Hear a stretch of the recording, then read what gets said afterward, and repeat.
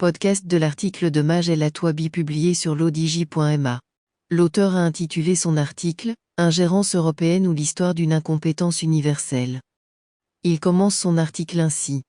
Pour se rendre compte de l'absurdité de la situation actuelle entre le Maroc et l'Europe, il faut l'imaginer à une échelle réduite et plus humaine.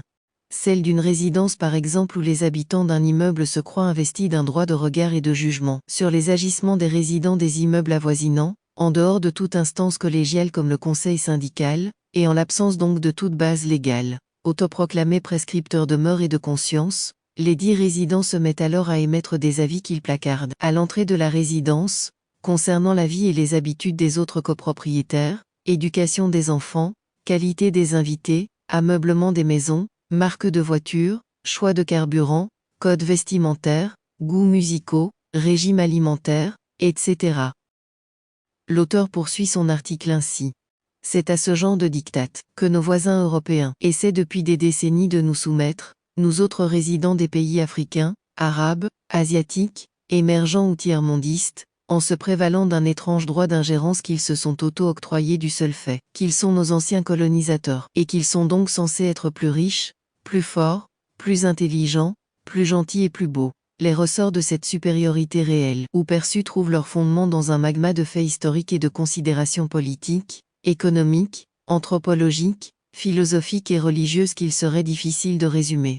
Mais le cheminement de leur évolution, des origines à nos jours, pourrait être grossièrement retracé à travers certaines étapes marquantes de l'histoire ancienne et récente. Le fil conducteur de ce cheminement commencerait alors par les premières croisades, auxquelles succéderont, plusieurs siècles plus tard, les grandes missions évangéliques et leurs légions de missionnaires parcourant les 4 coins du globe, pour y prêcher la bonne parole et préparer, par là même, les futures expéditions coloniales, jusqu'au premier balbutiement du droit international d'ingérence au lendemain de la Deuxième Guerre mondiale avec le procès de Nuremberg qui sera suivi par l'adoption de la Déclaration universelle des droits de l'homme, la Convention européenne des droits de l'homme et enfin le Statut de Rome, qui instituera en 1998 la Cour pénale internationale. À la noble ambition de combattre l'impunité des crimes contre l'humanité, qui prévalait après la guerre succédera, à compter des années 1970, celle tout aussi noble de vaincre la pauvreté et la détresse humaine par le droit d'ingérence humanitaire via une armada d'instances et d'instruments à la légalité douteuse,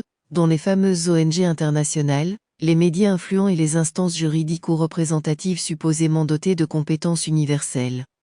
L'auteur conclut ainsi.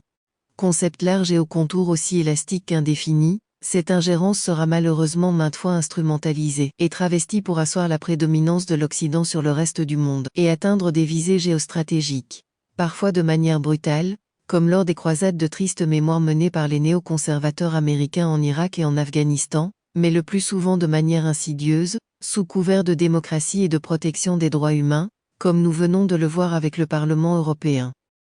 Rédigé par Maj El Atouabi et lu par l'intelligence artificielle de l'ODJ Media.